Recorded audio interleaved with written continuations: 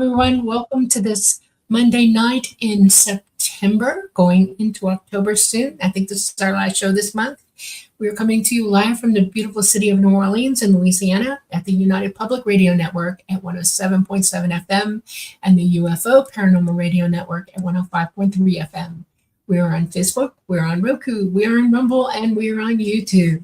We'd like to take a minute during this last show of our month to remind you that Carnation is our network sponsor. We love them very much. Thanksgiving's coming and Halloween, making homemade stuff. Oh my goodness, go for it. This is the best. Okay, our favorite guest is on tonight. He's your favorite guest too. And I'm just going to turn it over to Preston. Go. Thank you, Dolly. Thank you, Carnation. Thank you, everyone, for joining us on episode 127 of The Light Gate. Super excited about our guest. He's probably been on here more than anybody else, Michael Schratt. We absolutely love him. He's got some amazing information to share. So yeah, thanks for joining us. I, of course, am Preston Bennett, your host. My lovely co-host is Dolly Saffron. We're super excited. Going to keep our introductions real short because we never have enough time with Michael. But I do like to say hi to all you folks because, as I say every week, it's because of you we do this show. It's because of you Monday is that much more fun and brighter. So who do we have here today? We've got quite a few people. Looks like Teresa Lavigne is first in line. And, of course, we can always count on you, Pete. See you. Yeah. And Scarlet Fire. Yes, we're going to be talking about APRO. And I am so excited. Very astute, yes. We got Catmaster Trash. Hello. Oh, wait. Fire. Public service announcement. Those that you love, now is the time to tell them, I love you all. Aww. That's fantastic. Thank you. I love you all. Love you too, everybody. Yeah. Reese Basilla, Kaleidoscope Eyes, Candy the Brave, Janie Mashburn. Excited to be here. I haven't gotten your book out that you won yet, so I'll get that as soon as I can get to the post office. We're kind of out here in the country. But finding the post office when you do it. Yeah, we're gonna get it. I'll work on it tomorrow. We're gonna be that way tomorrow, so we'll put it out. How's that? We have Bob Thorson. Thank you, Bob, with a wonderfully generous donation. We truly appreciate it. You guys who donate really help us to do this show. So thank you so much. We have Louise, we have Robin, we have Namaste. Thank you, Namaste. We love you very much. Can't say it enough how much we appreciate how much you give, and just it's absolutely wonderful. Thank you. We have the Owl Man. We have Patsy Foister. We have Michael Kennedy, another one of our wonderful regulars. We love you very much, Michael. Tell Kylie we love her. Candy the Brave and Jay Kirshenman. And I'm going to go real fast because I do want to get started.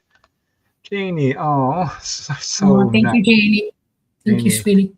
And Becky. Wow. Hi, Becky. Thank you. Thank you. You too, Sunny. I am just so Sunny, thank you.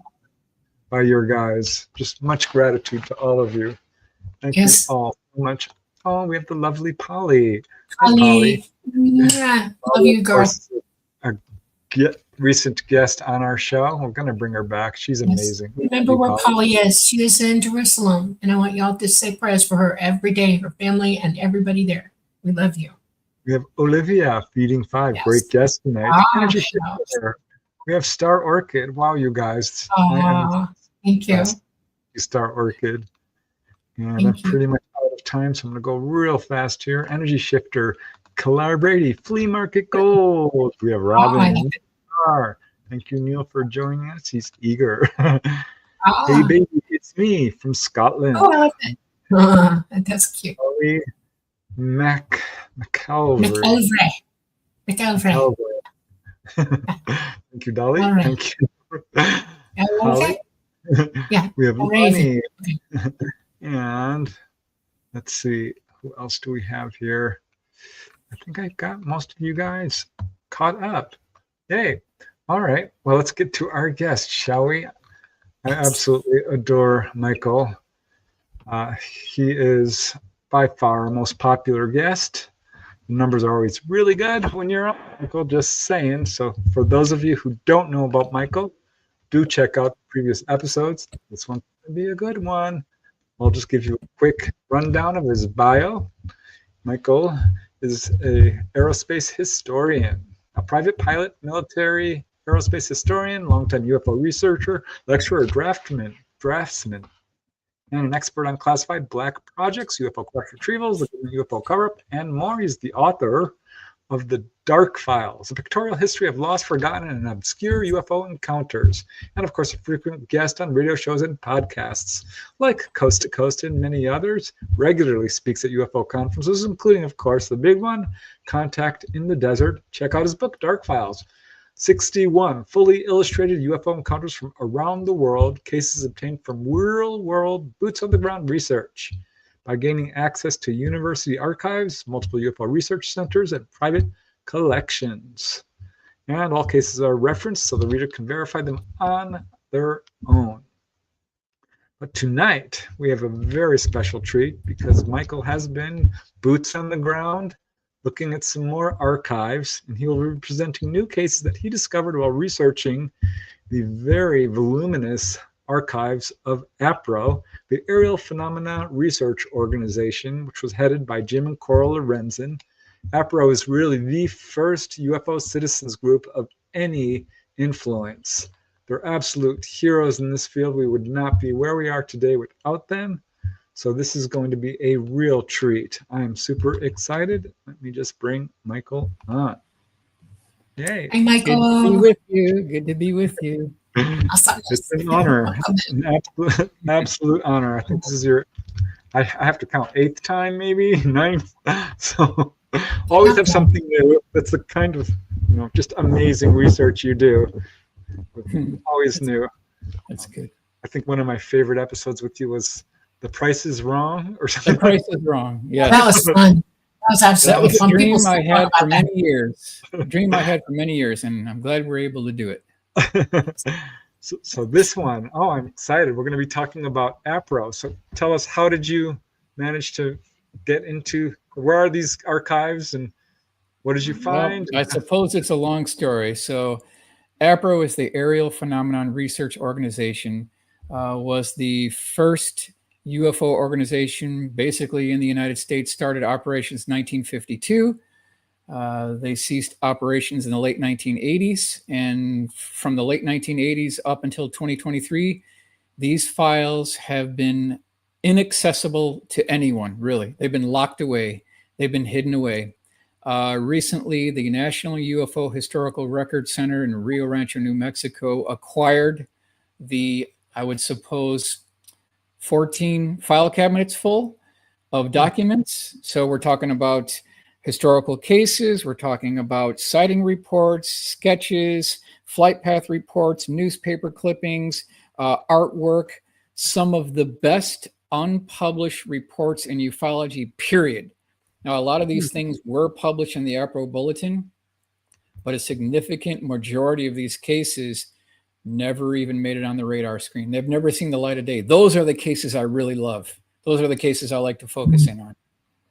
Wow. I am beyond excited because, they're my heroes, like I said. They were really the first to accept humanoid reports. What's that guy? The Air Force Major Donald Kehoe wouldn't touch the humanoid reports. He's a hero, too. He really worked hard against the UFO cover-up. But APRO and him kind of butted heads a little bit. We found out when we interviewed Lindy Powell, who's going to be on an upcoming show, pre-record. So I'm super interested to see these reports, Michael. Here, so you've got a PowerPoint put together? I got a PowerPoint. Shall we begin then? Yes, please. Yes. Okay, so let's go ahead and start. So we want to highlight the National UFO Historical Record Center in Rio Rancho, New Mexico. I have to give credit where credit is due. This organization now they're top gun now. They are top gun now. They have the largest collection of files, newspaper clippings, sighting reports, DVDs, VHS tapes, cassette tapes, reel-to-reel tapes, just a tremendous amount of information. And they're really the largest section of UFO material in the United States. This is just a cross section of the things they have. The QFOS files are there now, NICAP, APRO. I mentioned audio tapes, videotapes, cassette tapes, film reels, UFO collections from all around the world, historical UFO artifacts, UFO-related artwork. And this is something that is continuing on a weekly basis. There might be 10 boxes coming in. Another week, 40 boxes might coming in from all around the world. Do they have room for all this? Wow, I'm impressed. It just keeps getting larger and growing larger. How big is this building, and where are they going to put all this? We're going to show you. Yeah, we got you covered. We got you covered. Okay. So we'll continue on here. So what does real world boots on the ground research entail? Okay. It means going through every file cabinet, every drawer, every manila folder, and every page to dig out historical UFO sighting reports that have been lost to history and never seen by the general public. That's what real world boots on the ground research means. It doesn't mean sitting on your couch or sitting on a chair and going through websites and looking at different things that you might find on the internet. No, this is things that have never been published. They've never been seen for 40, 50 years. This is real world boots on the ground. That's what we're talking about here. Real, actual research here. So when you pull up to the center, you'll see that it is part of the Rio Rancho school system. The mayor of Rio Rancho was at the ribbon cutting. So this is completely authorized. This is an actual college, university level research archive. That's center. impressive. It's all about. It is certified by the school system of Rio Rancho. Here is the secondary building where they have the audio-visual files. They have overflow files. A lot of artwork is stored here. But let me go ahead and take you over to this building. As you can see, it's a secure facility. Cool. And they have double locks. They have a entryway gate that is only badge entry. So, you know, these files are safe at this location. I mean, this is very valuable stuff. This is absolutely historical, valuable information here that needs to be protected. So when you walk in, this is what you see here. Now I'm going to count these in the back. What you see here on this photo in the back are the two original APRO maps. And I'll just count them by hand here. 1, 2, 3, 4, 5, 6, 7, 8, 9, 10, 11, 12. So there's 13 file cabinets right there. And, you know, I literally went through every single folder in every single file cabinet and opened up every single case. That's the only way you're going to get through the material to preserve an important part of our national history. Now, off to the left, there's how many hours did that take you? 27 visits total. Oh my gosh. There's a lot there. That's I mean, amazing. there's got to be some geek that goes down into the trenches to preserve this history. I mean, someone's got to do it, right? Someone has to do it. Yes. Yeah. Okay, so let's continue on here. These are the other files. There's NICAP files in here. Additional files, QFOS files are a part of this collection. This would be a typical day of scanning, getting things set up. You can see my laptop is to the left, my high capacity document scanner. So I would literally go over, get a case. You know, the way this is set up, you're only allowed one file out per time. There's a laminated folder section where you put your lamination. This tells you where you are. It's like a bookmarker.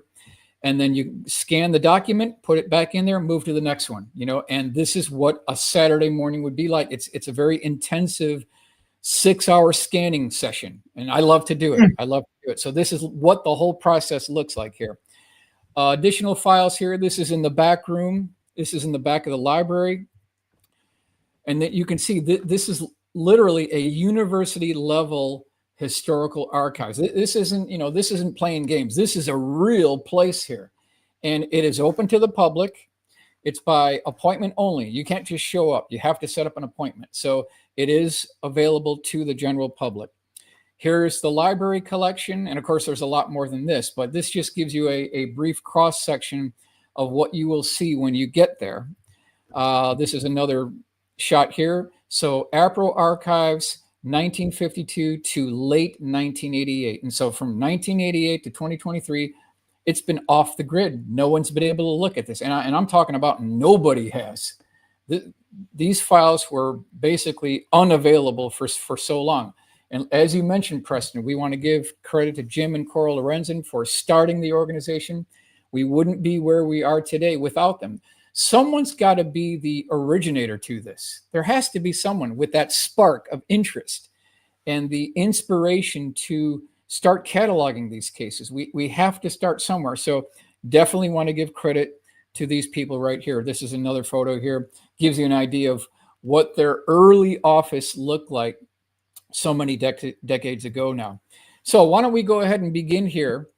And I want to start with this slide. Did the ancient Egyptians report sightings of UFOs? That's what we want to talk about here. Well, proving that turned out to be a little more difficult. It's not so easy. Everything we're going to be talking about here absolutely has some reference, some paperwork, some documentation, some breadcrumbs to follow. I'm not going to just leave you stranded. I'm going to give you references where you can verify this. So, of course, I had to do a little bit of digging here. Wonders in the Sky, Jacques Vallée, Unexplained Aerial Objects from Antiquity to Modern Times. Here's the reference for it. 1347 BC, Nile River Valley, Egypt, Akhenaten's flying disc. So this is from 1347 BC. Pharaoh Akhenaten had a unique experience that was to shape Egyptian history, according to the inscription on the frontier stela found on the circumference of the El Amarna. Akhenaten was strolling along the river, admiring the splendors of nature one summer morning when he looked up and saw, quote, a shining disc descended from the sky. So here we've got historical UFO sightings dating back to the ancient Egyptians, which I think is very interesting because there were no defense contractors back at these times. There was no Boeing, there was no Northrop, there was no Raytheon. So who's building these? Where did these come from? At least we have some kind of documentation to back this up. Let's continue on. And disc shape too, which is important. Go ahead, Preston. It's referencing a disc shape because people keep telling me, oh, there are no early historical reports of disc-shaped craft. It's simply not true. Simply not true. Did the ancient Romans report sightings of UFOs as early as 100 BC? Here we go. This is Evening Star, June 14th, 1959. Flying saucers of Roman days were shields. So you can kind of see people reported things in the sky that they were familiar with during everyday life. Yeah. That's how they reported this. So it says, even the ancient Romans of 2,000 years ago saw flying saucers, but they linked them to flying shields. This is probably the meaning of the passage in a work by Julius, and I'm not even going to try to pronounce this person's last name here. A 4th century Latin poet says Nabi Railsback, a classic scholar from Moline, Illinois, who is studying in Rome. He says he came across the sentence in one of the writings referring to a phenomenon reported observed near Rome in 100 BC.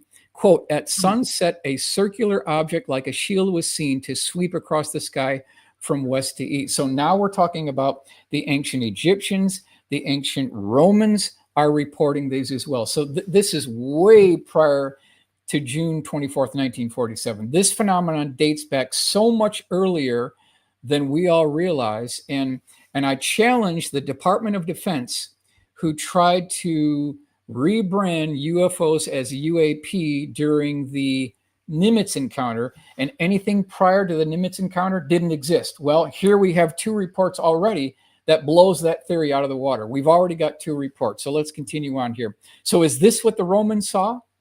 Yes. Is this what they were running up against? Something like this. It's very possible. Back to the Otto Binder reports. We've talked about these before, but I threw these in here because it's all part of this prehistory UFO cases here. So this is October 12th, 1796. On Columbus Day, over 170 years ago, Canadian observers reported an astonishing fleet of airships, UFOs, with portholes and visible occupants sailing over the Bay of Fundy from the Pacific Stars and Stripes. So now we've got 1796. long before the Wright brothers flew back in 1903. Occupants too. That's Here's crazy. the full color rendering. This gives you an idea of what this may have looked like. Let's continue on here. November 13th, 1833. A crowd on both the American and Canadian side saw a peculiar square-shaped UFO hover over Niagara Falls for an hour, after which it sped away toward the ocean. 1833, and these are being reported. This is a cube hovering over Niagara Falls, seen by many witnesses. Who's building this? What is the origin point of this? There were no defense. Be a natural atmospheric phenomenon, not of that shape. Not of that shape, and hovering there for an hour. So there's something else is going on here. Here's our full color rendering. This gives you an idea of what this may have looked like. Another one, July 1868. Villagers in Chile were frightened by a giant armor-plated machine covered with steel scales whose twin searchlight eyes stabbed down brilliantly. I love the way they put this. So you've got this scaled flying wing, these beaming lights coming down, illuminating the town below back in 1868, long before powered flight. So this is being reported. Here's our full color rendering. This just gives you an idea of what this may have looked like. Now, I did some background work on this one. 19th century's most astounding sighting was in 1874 at Oaxaca, Mexico, where a giant trumpet observed in the sky swinging gently for 6 minutes, observed by many stunned people. We're talking about an orange-colored trumpet hovering over the city of Oaxaca, Mexico, back in 1874, something that looked like this. So if someone knows what this is, I'd love to hear about it. It's definitely not anything built by defense contractors. I expect that's another cultural overlay. They're like, well, it looks like a trumpet. That's the closest thing they could associate it with. That's very possible. Very possible. I'll tell you a secret. It makes me think of Talata because he's more arched than that, but it just depends on how he arrays. But he can erase anything in the sky he wants to. And if he wanted to show them a trumpet, they would have seen a trumpet. So that's very possible. That's very possible. So then we want to continue going down our timeline here. 1897 mystery airship wave, where we had literally thousands of newspaper clippings citing reports of a gondola supported by what looked like an airbag. There was a wing on both sides. There was a rudder at the back. There were well-dressed, eccentric inventor types seen on the top deck of these craft. There were big black dogs seen on the deck of these craft. There were anchors being seen lowered from the bottom of these. Laughter was heard from these craft, and they were beaming these spotlights down to the towns below, which caused all this chaos. This is absolutely something that was going on here. So first UFO seen by thousands over California in 1896. So it actually started about 1 year prior to. Erie 1896 sighting. So this is the Oakland Tribune, March 22nd, 1966. They highlighted these 1897 mystery airship sighting reports. Great airship flap stirred state in 1887. So what did these things look like? So here you can see the townspeople shocked. They were horrified. They were surprised at these multiple configuration strange craft that were beaming spotlights down. So there was a power source involved in this. There were very few to none daytime sightings, and there were very few landing sightings. But in one case where one of these craft landed and the townspeople came up to one of these craft and looked and interviewed the quote unquote pilot, they said the pilot was wearing, quote, smoky colored glasses. So it's sounding like a man-made technology here. It's not sounding like an extraterrestrial technology. I agree, actually, because in 1897, that's not possible. Yeah. Dirigibles were officially invented just a few years after this. Yep. So a couple of quick highlights here. The wave actually began November 18th, 1896 in Sacramento. The object cast down brilliant beams of light on the city before it moved toward San Francisco. Well, the same thing happened during the Hudson Valley wave between 1982 and 1989, where we had these beaming spotlights coming down from the boomerangs. Same things going on here. Eyewitness described the craft as being 150 feet in length with 4 rotor-like arms. In some cases, anchors attached to ropes were dropped from the mysterious craft, and laughter could be heard originating from the interior. So again, it's sounding like a man-made technology here. By May of 1897, virtually all the sightings ended. So these are just kind of a couple of the important bulletin points here. A genuine aerial ship. This is Record Union, Sacramento, November 23rd, 1896. The strange visitor seen there on Saturday evening. Yesterday's San Francisco Call has the following account of the airship having been seen over Oakland on Saturday evenings. Now, there are some who say that the whole 1897 mystery airship wave report sightings were nothing more than yellow journalism. I just don't think that's the case. There's too many reports. No. Walter Bosley has done a fantastic job. Got to give credit to Walter Bosley tracking these reports. He talks about the Aero Club. Just a very good job by Walter Bosley. So this is kind of what these witnesses are reporting. Strange shaped craft, a gondola. We've got wings. Let me do a little bit of a blow up here. This gives you an idea. If you look close, you can see the inventor wearing a top hat. It's really screaming a man-made technology here. So any backup? Is there any proof to this? Here's San Francisco Sunday morning, November 29th, 1896. Here it says 3 airships. The mayor saw this. So the mayor was involved in this. Let me see if I can do a little bit of a full color rendering here. We'll blow this up. The mayor chimed in. He also had a sighting. Something like this was seen back in 1896, even by the mayor. So let's continue. What do these craft look like? So if we take all of the information from the articles and the newspaper clippings and we feed that into AI, this is what we're going to get. This is what kind of these people were reporting all the way back to 1896. These beaming spotlights coming down.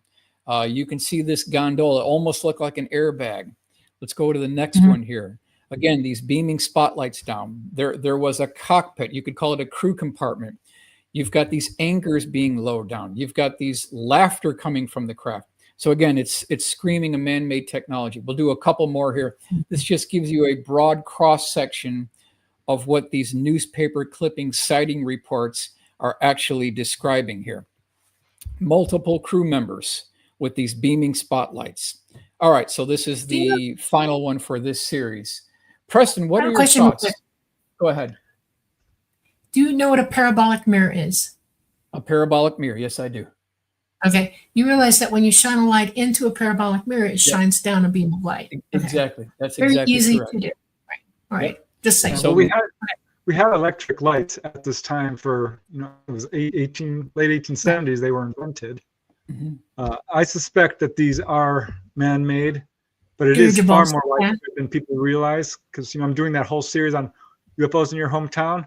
I'm seeing a lot of these reports all the way back and all across the United States and frankly the world. And it did reach out into the 1900s a little bit. That is correct. That is absolutely correct. It sure appears that the intensity of these spotlights was very intense. I mean, it looked like it had its own power source. That's what it appears from the sighting reports. So, Preston, you were just talking about the early 1900s. So here's Fate magazine, March 1971.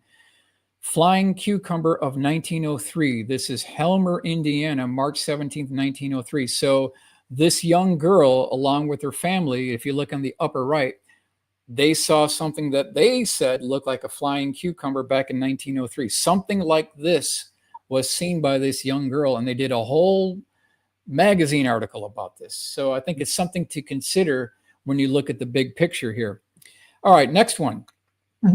Take a look at this. Dear sir, this is Alabama in 1937. My father and several other people saw a UFO. According to my father, it looks something like this. Who's building this in 1937? Very interesting. So let's see if we can make this thing come alive. And you can see it was rotating along the vertical axis. Something like this was seen back in 1937. So someone's building these. I think it's very interesting. Let's continue on here. Foo Fighters are latest. Pilots flying over Germany at night report that strange balls of fire are following them around on their missions. They have christened these strange phenomenon Foo Fighters. So this is Newcastle Sun, January 3rd, 1945. So during 1944 over Berlin, we had multiple reports from B-17 pilots flying over Berlin where these red, orange, and yellow orbs, about 4 to 5 feet in diameter, would circle the squadron of B-17s and then peel away.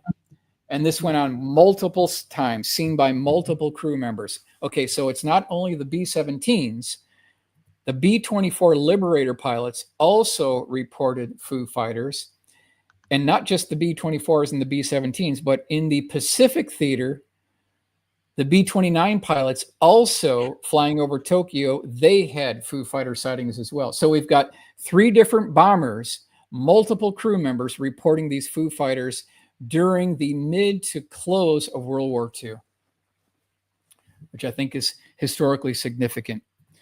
Okay, so this is a real good example of one of these APRO files. This is an original sketch from the collection.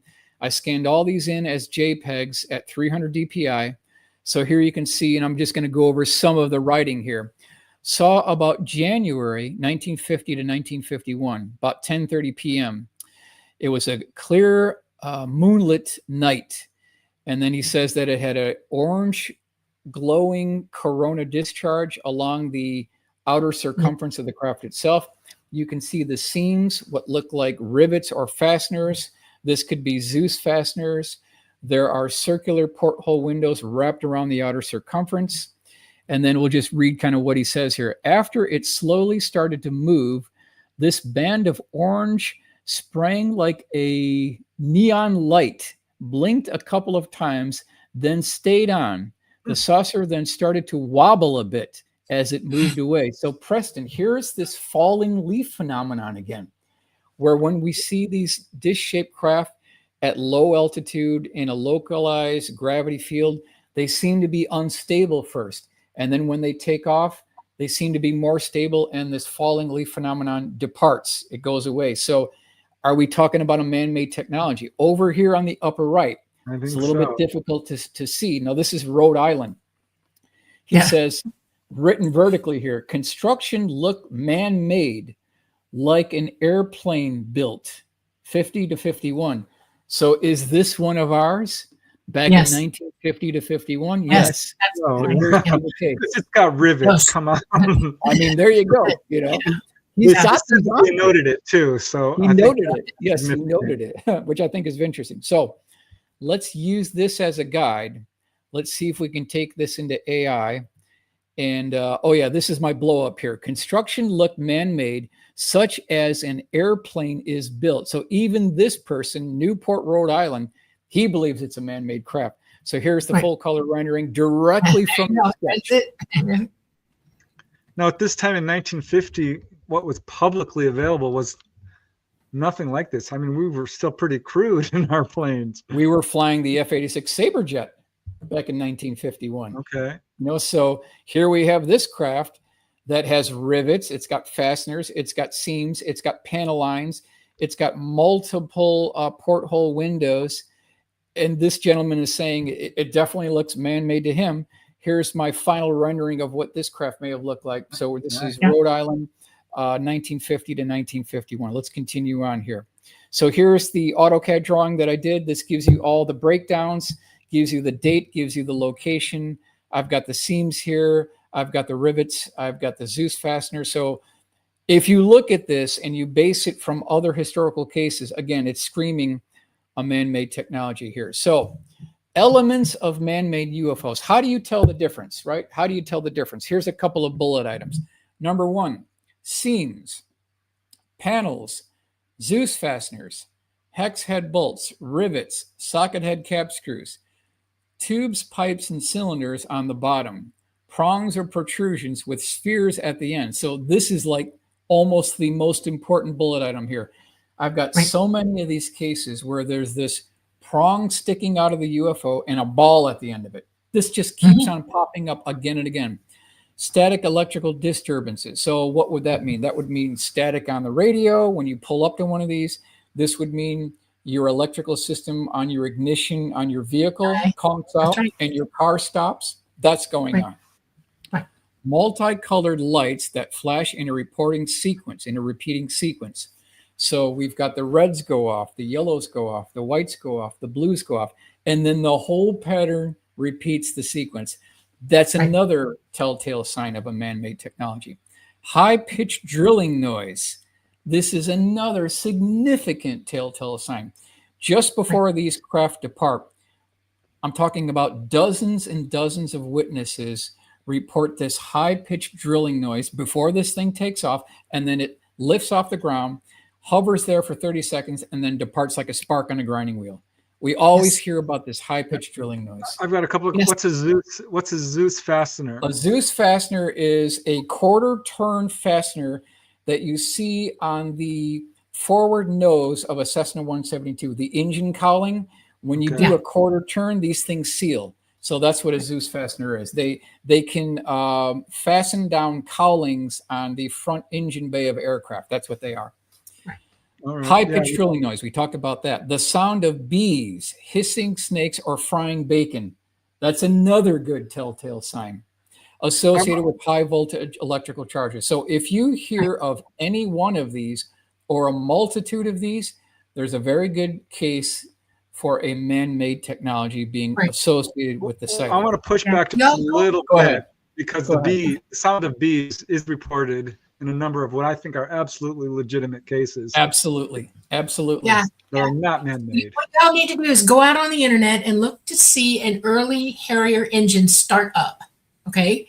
And what you start hearing is that electrical kind of sound, and you're listening to it because that's a turbine in a different position other than, horizontal. It's vertical. Okay. Mm-hmm. And it can open and close to emit more air or less air. In other words, to focus the airflow like a nozzle. And they emit one of the highest stinking noises you've ever heard in your life. And that's what a lot of people hear. Ask yourself why. I think some of the good evidence we have that this man-made stuff is out there is there are so many eyewitness reports. It's not just coming from whistleblowers who says this is happening. There's eyewitness reports, people who see this. Right. That's correct. So we want to talk about astronaut Gordon Cooper, his UFO-related events. So number one, he wrote a letter to the United Nations regarding UFOs in 1978. Attempted UFO intercept over West Germany in 1951. UFO landing case at Edwards Air Force Base back in 1957. And all of his sighting reports are in his book, Leap of Faith. So I just encourage people that are interested to take a look at his book, and you can read his own personal encounters. So this is his 1951 West Germany encounter. For 2 consecutive weeks, the meteorologist at the base where he was stationed saw these fleets of UFOs. They were silver metallic dish-shaped craft with domes on top. By week 2, Gordon Cooper talked to his wingman. He said, you know what, let's try to intercept one of these things. They went at full power at 45 degrees angle of attack, and they could not intercept the discs because these craft could turn on a dime. They could make 90-degree left-hand turns. They could fly backwards. So it was on another level of technology here. So I'm not going to read all of this, but this is the Corvallis Gazette-Times, October 11th, 2004. Cooper brave for speaking on UFOs. And here he says, earlier in 1951, Cooper and other personnel several times cited an entire formation of circular objects passing over their Air Force base in Western Germany. Quote, we could never get close enough in our Sabre jets to pin them down, but they were round in shape and very metallic looking. This is coming from a Mercury 7 astronaut. Yeah, well, the question here is, did he see rivets? Was this? No, he did not. When I heard history for me, my father knew Gordon Cooper. He worked with him. Okay. He was an engineer also, and he and my dad did the underground stuff under Disney World together. And I grew up listening to him talk. And he was dead serious. He said there was nothing to show how you could get in it. He was very descriptive about it. He never stopped talking about it with my dad. My dad was contacting, and he knew it. And it's real. He went nuts. Probably, is what you're saying. Yes, that's what I'm saying. Okay, let's continue on here. So Now, this is all according to date here. These are all organized by date. June 17th, 1952. I think you're familiar with this one, Preston. Hasselbeck, Germany. So we've got the mayor of the town and I think a 9-year-old child. They came across a 49-foot diameter dish-shaped craft. And the source of this is MUFON Journal, November 1988, Hynek UFO Report 1977. So they were on a motorcycle. The motorcycle died, and they had to push the motorcycle by hand like a couple miles back toward the city. Now, it was the young girl that thought she originally saw 2 deer. She didn't know what these things were. She thought she saw 2 deer. Now, as they got closer, they saw these about 4-foot tall humanoid-looking beings wearing a one-piece wrinkled silver flight suit. They were looking at the ground almost like they were picking grass, and at least one of them had this camera device mounted to its chest and was moving the camera from side to side like it was taking pictures of the grass or the plants. And it's really weird. I'm wondering, why do these beings associated with these craft, why are they so interested in lavender fields and flowers and grass? Why are they so interested in our biology? That's my question. Because if you look at the first 5 minutes of Steven Spielberg's movie E.T., the entire 5 minutes of that beginning of that movie are all about E.T. preserving that little plant. I think that's very interesting. Why is They're that cataloging and removing all biological life from the planet to preserve it because we have catastrophe coming. That's why. Could very well be. Now, Just say, yeah. when one of these beings saw they were being watched by the 2 witnesses, they scurried up to the top of this dish-shaped craft, and then this black counting tower retracted into the body of the craft. They hopped onto that. That black counting tower pushed through the bottom of the craft, levitating it. And then I'm going to go to the next slide here. This gives you an idea of what this thing looked like. So you can see the witness on the left. These are the 2 humanoid-looking beings. Now, this thing had a series of slots wrapped around the outer circumference. There was a double row of slots. Let me go to the next one here. And you can see here, this is Oscar and Gabriella Linke, UFOweeklynews.com. This is the photograph of the 2 witnesses that actually saw this thing. Here's the original sketch that came with the report. Very well documented case. Now, once that black counting tower went through the bottom of the craft, lifting it up, there was a double row of flames that came out of the slots, you could say. The whole thing levitated off the ground. And then here is Rudy's drawing that gives you an idea of what the beginning part of the sighting looked like, and then the end part of the sighting off to the left here. So very good historical case. And here's the rendering of what it looked like as this craft was departing. So this black counting tower pushed through the bottom of the craft. What kind of documentation do we have? This is the sworn affidavit, July 1st, 1952, where they talked about this in great detail. We've got a CIA document. So this is the 23rd of August, 1952. They confirmed the sighting. We've got the Times Tribune, July 2nd, 1952. They went into this sighting in great detail. Flying saucer takes off in red zone forest. Charlotte Observer, July 2nd, 1952. West is checking refugee story about flying saucer. So there's a lot of good documentation on this particular case. Now, no discussion about UFOs in the year 1952 would be complete unless we talk about the Flatwoods Monster, West Virginia, September 12, 1952. And Frank Ficino is the world expert on this. He just published his new book, so I want to give credit to Frank that discussed this case in great detail. So in a nutshell, we had multiple things going on at the same time. It was a literal invasion that night. There were so many things going on there, and Frank did a great job tracking all this down. But there was you could call it teardrop-shaped UFO that passed over multiple cities. It actually landed on the top vista of a kind of a low rolling hill in Flatwoods, West Virginia. These are the witnesses that saw this. So this is the Charlton Gazette, September 15th, 1952. We've got Mrs. May, and we've got a minimum of 6 young boys that got a real good look at this thing. So they took a flashlight.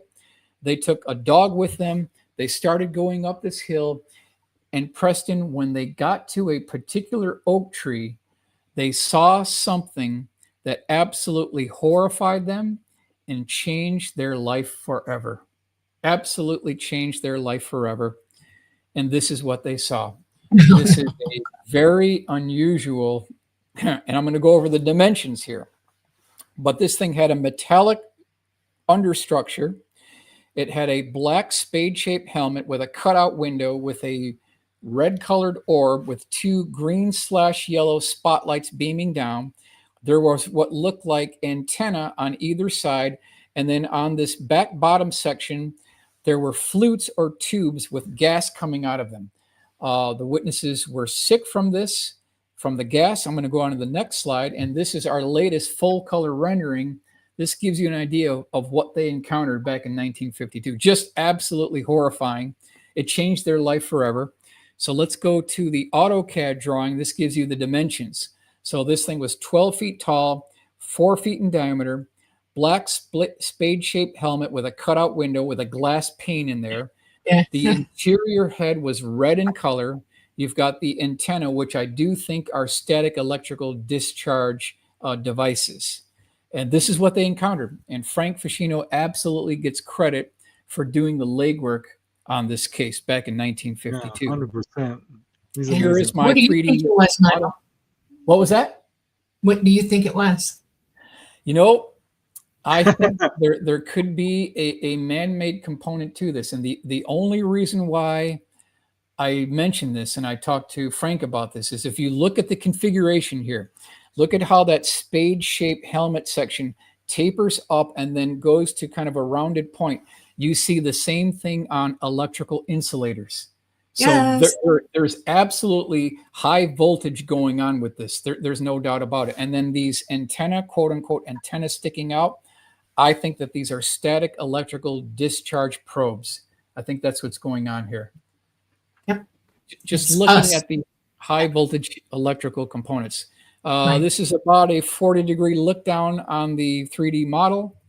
And then here's Frank standing right next to the oak tree where this thing was at. So if we Yeah. could go back to 1952, this is exactly where it all went down. So credit goes to Frank Ficino for pinning all this down. He did a tremendous amount of research on this case. Yeah, we're bringing him back. He was on the show earlier. Yeah. Still discovering information. He's just found out some more Wow. witnesses to this, literally. So it's ongoing. Yeah. Yep. It needs to be highlighted. Absolutely needs to be highlighted. Braxton County Monster, updated edition. So this was kind of the first pass on the cover of the older book, but he has a brand new book now. So back to Gordon Cooper. We already talked about the West Germany, but we want to focus in on point number 3 here.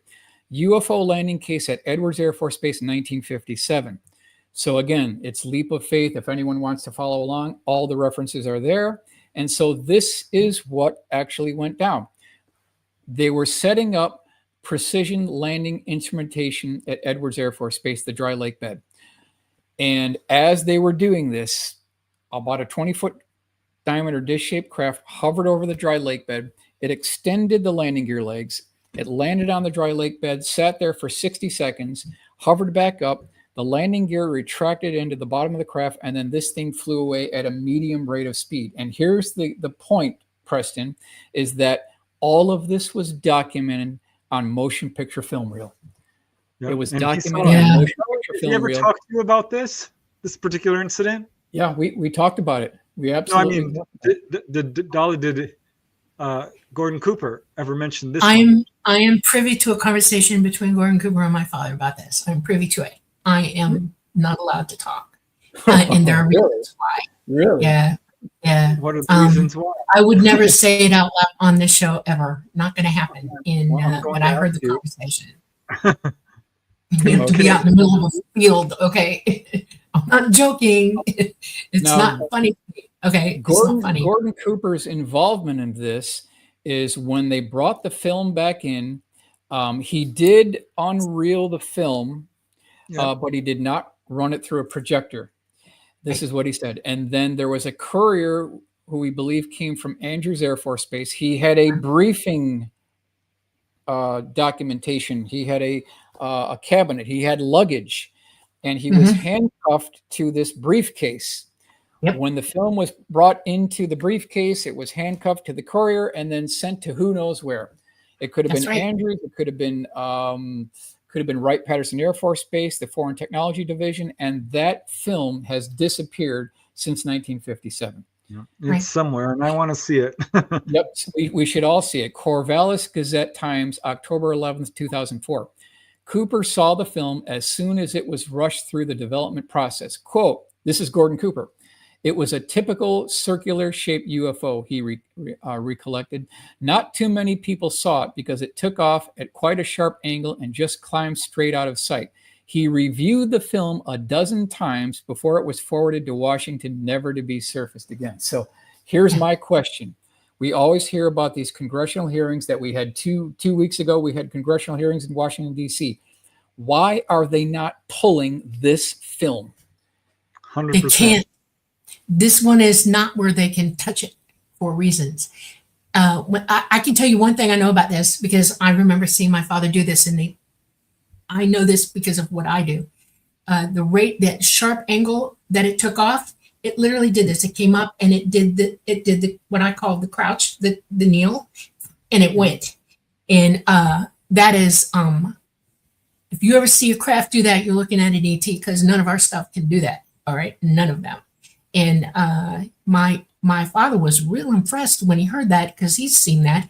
And by that age, I definitely had seen it. And it just impressed me that this was the real deal. I will say that much. This is the real deal. They're not joking.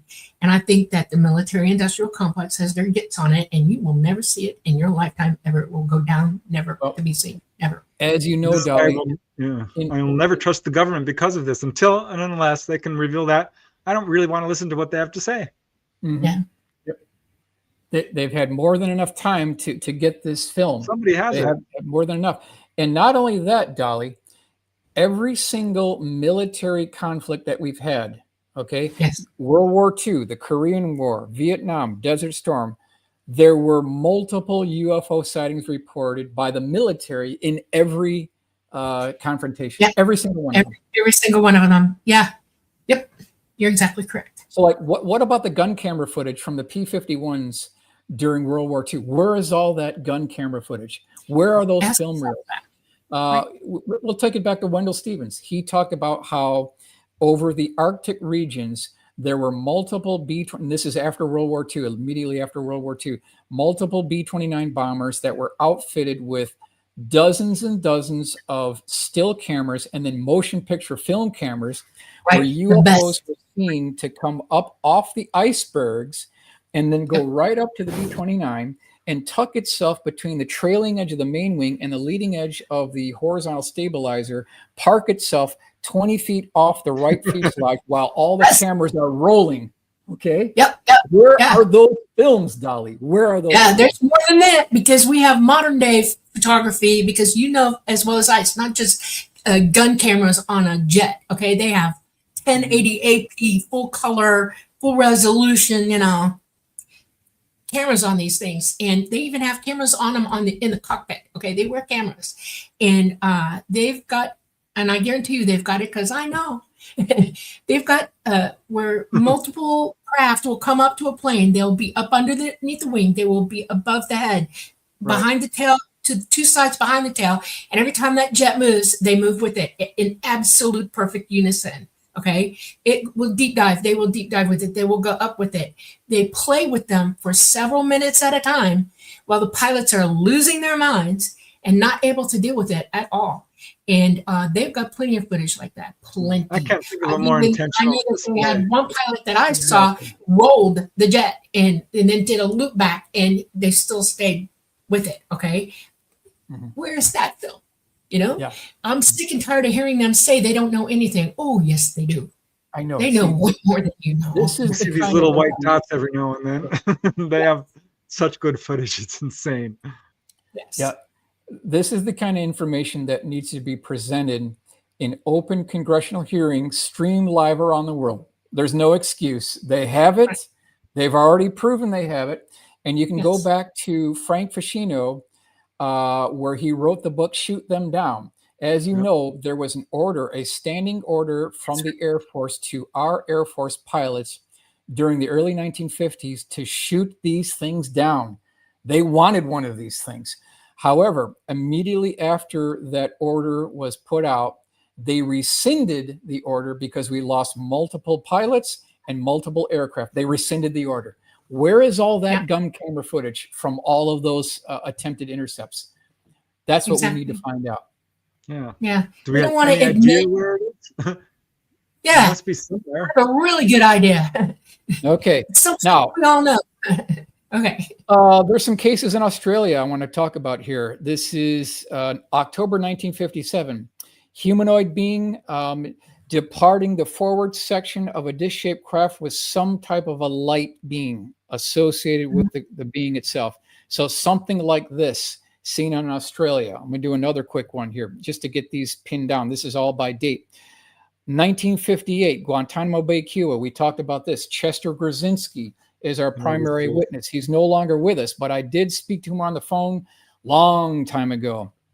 Again, this is a USS FDR. It's around 9:30 p.m. at night, and we've got multiple crew members that were rushing to get up onto the flight deck that you see on this photograph here. And again, as you know, it was the USS FDR that had multiple UFO incursions because this was the first aircraft to carry nuclear weapons on board. That might be the reason why. So, according to Chester Grzinski, all of these naval personnel and officers were rushing up to get to the flight deck. So there was screaming, there was yelling, there was swearing. People were climbing ladders to get up there.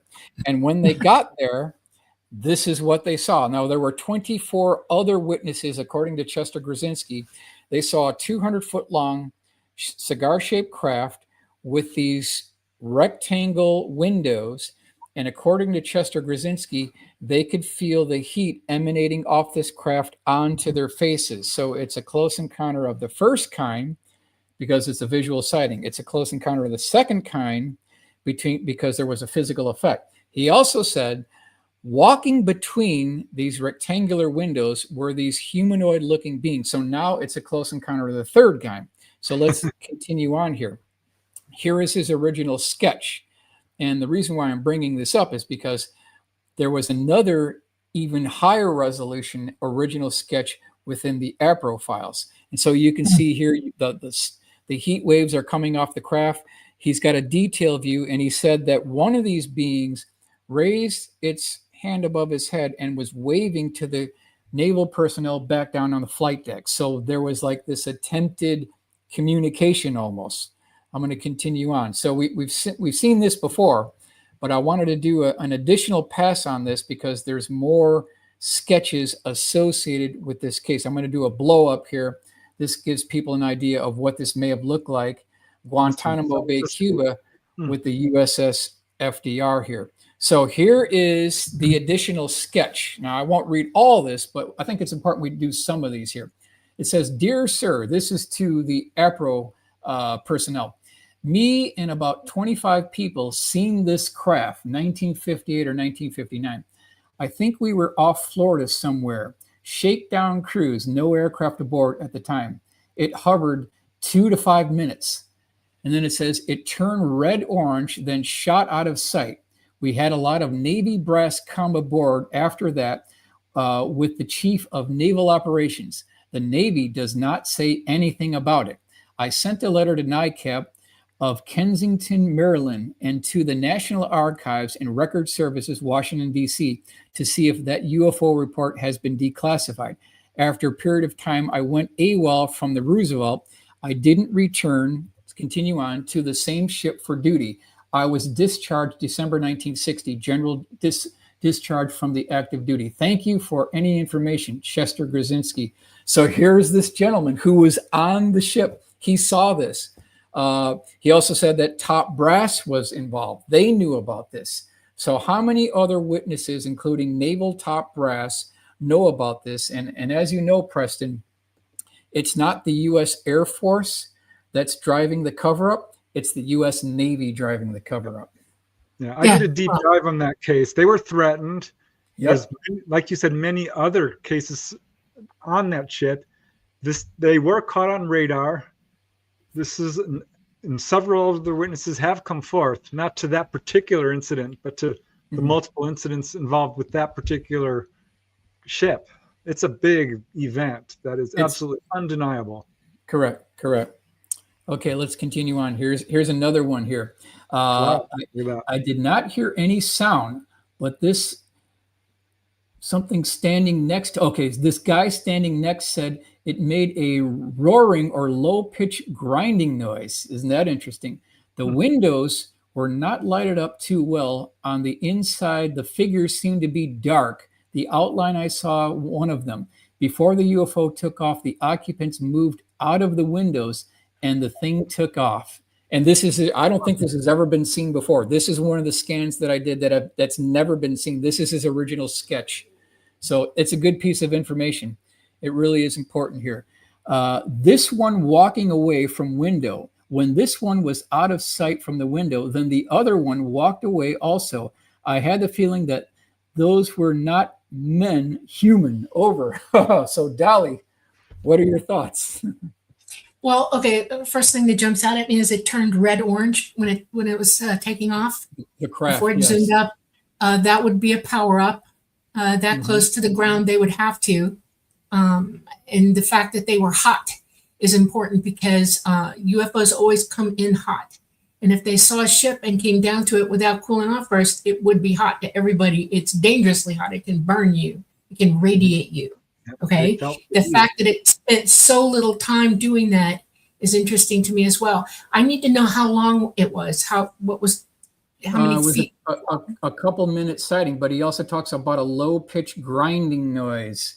Yeah, which is similar to that would be moving batteries okay. All craft have batteries, okay? And usually when they come in atmosphere, they go to battery power. They come off their type of nuclear power, all right? And to move the battery packs, that's the grinding noise. So that would be them moving battery packs away while they're getting ready to take off. That sudden plume of red, was it surrounding the ship? The entire he talks about heat coming off the craft, a red-orange glow associated with the craft. That would be it powering up. That close to them, they would have seen it like that. And they would have heard the battery packs moving into position because they can't be in the position that they're in for them to fly in atmosphere. They have to go back up into the belly of the craft, okay? Because a field generates around them when they go full antigraft from that type of energy system. So yeah, I think maybe this is the real deal. It's interesting they're waving too. You're waving. Yeah, and they couldn't be in the windows when it started up. There's no, we shut, like I can look out my craft when I want to. A window can appear, I can't even describe the process to you. Just trust me. We can build, a window is there and it just shows up. It opens up, okay? But when I go high power, they have to be completely shut and nobody can go near the skin of the craft when we're in full power. Nobody. We all stay in the central part of the craft. We stay away from the sides. So, this seems like this could be the real deal. Okay. Yeah, and the nuclear I'm curious as to why this particular type of craft came down because I've never heard of this type of craft. Honestly, I've never seen one. It's possible it exists. That's why I wanted to know how long it is because if it was really long, as long as the boat, okay, absolutely. Well, at least 100 feet across, at least. Yeah, they're pretty big. They have to be pretty big. Of 100 feet across. Yeah. And so I think you heard the batteries going up. They powered up, which turned it glowy reddish orange, okay? And they took off. They were still hot from coming in atmosphere. I mean, they probably just saw it and came down for it. I've done curious maneuvers too. I'll see something that's like, what is that? And I'll go look at it. Okay. That's another good sketch. I think that actually shows you how big it was. So it's pretty damn big. That's a big damn aircraft carrier. Okay. Scale, we're talking at least 300 feet. If this is to scale. Yeah. Minimum. So I think it was a real deal. And I think that the occupants, when they're checking it out, there was something about it that they wanted to know. If it was nuclear, it was an unarmed, there was nothing out except crews. In other words, there weren't any military things going on it. So that probably would have made them even more curious why they're doing it. Okay. they can get a lot off of you when they come down. One of them is they read your minds the whole way in, okay? And they have the ability to pull information off that boat. They're listening to everything that's going on that boat, all your communications, everything. And they will scan you, look at you, listen to you, and decide why you're there, and then take off. And it was a very curious crew coming down for that, I'm pretty sure, you know? And the fact that they were near Guantanamo Bay, that's, between Cuba and the US, okay? Between Cuba and the Keys. And that's interesting. Yeah, it's a very important. And it's 58. That's even more because there was a flap in 58. Okay. Big flap. All up and down the eastern seaboard. You know that, right? Florida has weird sightings, and it's almost always nuclear involvement. What's going on in Florida? What are you doing? All the way up the East Coast, all the way to Shag Harbor, by the way. And even the West Coast has a lot going on out there that they follow and they watch. So yeah, it seems real to me that it could be. Go to the next. A little bit of a blow up here. Nice. I think we've got this pinned down pretty good. So back to Father Gill sighting, June 26, 1959. This is in New Guinea. At least 20 additional witnesses with Father Gill saw this approximately 30-foot diameter dish-shaped craft that had a second, you could call it a wedding cake teardrop section on the top. There were prongs coming down, which I don't think were landing gear.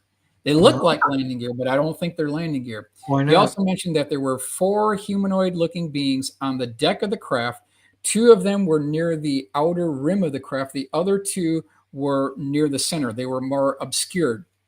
Now, there appeared to be some type of communication going on between Father Gill and at least one crew member, because this crew member was waving back to Father Gill. Father Gill had a lantern, and he started swinging the lantern, and then the craft returned the movement. So there was absolutely some type of interaction between the beings and Father Gill. I'm going to move forward here. This is a 45-degree white/light blue light that came off at about a 45 degree, and you can see one of the crew members waving back down.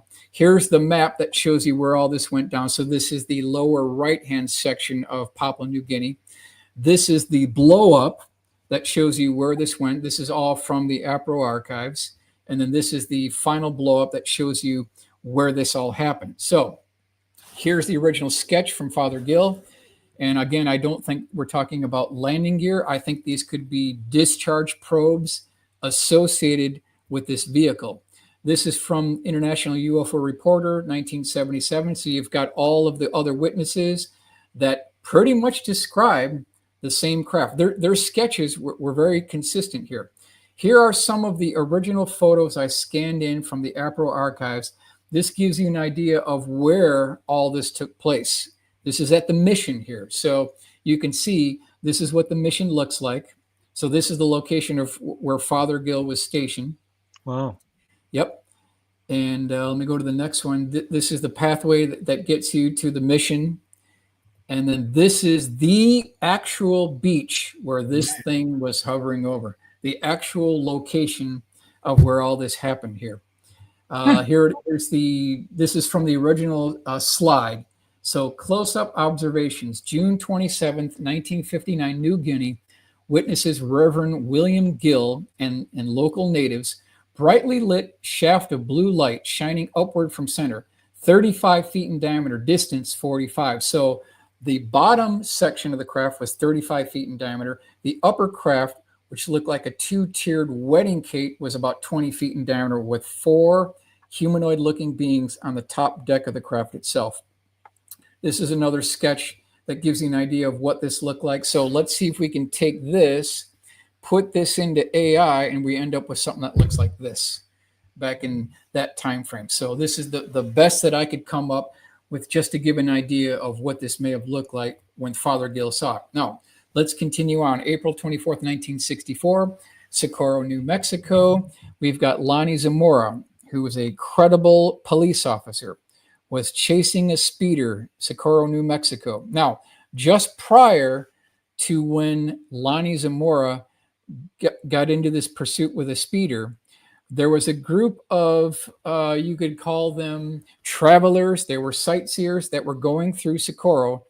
And one of these craft flew right down and flew over the hood of the vehicle, right in front of their windshield. They stopped, pulled over to a gas station, went in, talked to the gas station attendant, and the exact words were, quote, "You people really fly your aircraft low around here." That's what this guy said.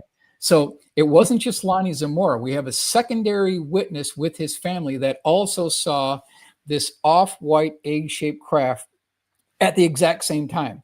So when this thing flew over Lonnie Zamora, he gave up chasing the speeder and he went over some low rolling hills. This is not too far from downtown. And when he got there, he saw this egg-shaped craft sitting on landing gear.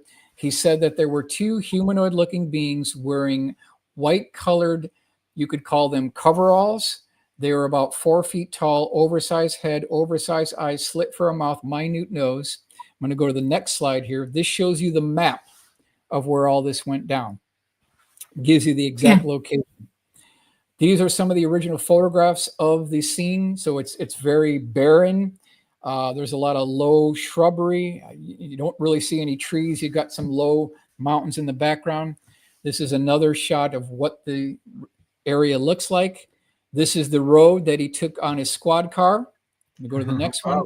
Here's the location of where the craft was parked on the ground. This is the outside dotted line is the perimeter of White Sands Missile Range. And this took place about 5 miles west of the outer perimeter of White Sands Missile Range. So here you see Lonnie pulling up his car, his squad car, looking off to the left. You can see the egg-shaped craft. Here's the color illustration. This gives you an idea of what it looked like. I'm going to move on to the next one. Some of the original artwork associated with the case. And we'll talk about the insignia as well. So by the time Lonnie got close to this craft, there was a very loud roaring noise and a flame that came out of the bottom of it. And he basically hit the deck. He was scared. He didn't know what was actually going on here. So here he is encountering this craft. Now, this thing had a blue colored flame coming out of the bottom of the craft. And I'm proposing that it could be the very same blue colored flame that was associated with the Cash Landrum incident, December 29th, 1980. We've got very similar things going on here. So flying bathtub seen by motorist. We'll talk about some of the newspaper clippings. El Paso Herald Post, 4/30, 1964. These are the kind of craft that were being seen by witnesses in April of 1964. A lot of times you have to go overseas to get this information. So this is another foreign publication, and they had a really good rendering of what this craft looked like. You can see Lonnie kind of hitting the deck on the right foreground here, and you've got this insignia on the craft. Another photo of what the area looks like. Here is Flying Object Visits Region, New Mexican, April 27th, 1964. They went into great detail on this sighting report. Now, this is a top view looking down. There were 4 imprints on the ground, and they made plaster Paris molds that they were able to determine what these landing pads look like. So we want to talk about the landing pads as well. So if we talk about the insignia, this is what we've been led to believe for all these years. But if you rotate the insignia 90 degrees counterclockwise, and then you transpose this V-shaped insignia with this straight line, and then if you look on the lower left, you end up with this. So are we dealing with something man-made here? Are we dealing with a... Yes, absolutely. ET do not use landing gear. Yeah. ET, number one, ET do not use landing gear. They don't need them. They are anti-grav. They would not put the craft on the ground. They would not even chance it unless they've crashed. So that's number one. Number two is they don't shoot flames out the bottom of them, blue flames. That sounds like man-made fuel. Okay, number two. Number three, they would not have landed like that for any length of time. That puts them in danger. So no, this didn't happen. I think that both of the ones that you're talking about, that one and the one before it, are very possible coexisting covert stuff going on with the government. And that looks like CIA to me, just saying. Okay. That's exactly correct. So No, these are ours. I want to ask you a question. You have AutoCAD'd an egg-shaped craft that was anti-grav, yes? Mhm. You've shown me Many different craft, yes. one of them in particular, you showed me, and I told you that that absolutely is ET. It is not us. Okay. Okay. That is what they would look like. They're not perfectly round like that at all. Mhm. Okay. So that's the other giveaway. It's not an egg. They don't do that. So yeah, I'm telling you, that's ours, not But these anybody little else. humanoids. It don't matter. There are short people on this planet. Do you not know that? Let me tell you a story. Airborne, sitting on the line, watching a new crew get ready to hit the plane and go out. I'm watching my crew that I'm involved with, and I spot somebody who's only 4 foot 11 and a half inches tall with a full pack on, sitting on the it's like these weird risers that they sit them on. They're wooden, and it's to give them something to sit on without 100 pounds on their back, killing them before they get on the planes. And I'm thinking, you're not going to survive this. What the heck? And I talked to this person, and they were confident that they could do it. You have to meet all the physical requirements for, but this person wasn't even 5 feet tall. All right. Now, when he jumped, he made 4 jumps before he got injured. Somebody that light needs to wear a lot of weight to come down and shoot. Okay. So in the military, there are all types. Trust me. And if the CIA wants somebody that looks like an alien, they're going to put one there. Trust me, they can find anybody for anything. Just think, I'm popping up a slide here because I heard that original symbol was a decoy. That's right. So That's I right. don't know if you're aware of that, but this is I'm aware of allegedly that. genuine. Okay. Yep. So this is what we've been led to believe for over 50 years. Okay, this is the insignia that we've been led to believe. The actual insignia was an inverted V with 3 hash marks. That is the actual insignia that was seen on the craft itself. So really quickly here, one reason for this might to be to vet out other witnesses. So if they said that they saw a particular symbol that wasn't correct, they would know that it was a fake. So that would be one reason why this other symbol was promoted, to smoke out other people who were lying about sightings.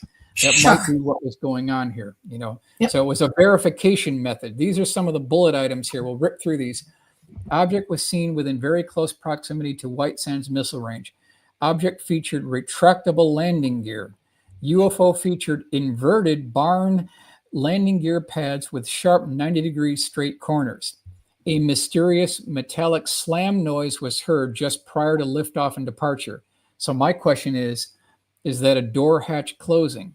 A second mysterious metallic slam was also just heard prior to departure. So here you have this door closing, and then you have another metallic slam. Is that where they're engaging a locking mechanism? That's my question. And I think it has merits here. Number 6, a very loud roar was heard prior to liftoff, changed in frequency from low to high. So this could be likened to that high pitch sound that we've talked about before. A blue flame was seen coming from the bottom of the craft as it lifted off the ground. Very similar to what Betty Cash reported on December 29th, 1980, Huffman, Texas. Very similar. So what we want to do now is we want to look and investigate this landing pad here. We really want to drill down deep on this landing gear pad. And you can see this is Ben Moss, the cover of his book. He does a blow up here, and you can see what this landing pad looks like. How did we get there? Page 208 of Not of This World. Here is the imprint that it made. There were 4 of these. And when you pour plaster of Paris in there, you're going to make a mold. That's how they got the configuration of the landing pad. So when you do that and you bring this into SolidWorks, you're going to end up with something that looks like this.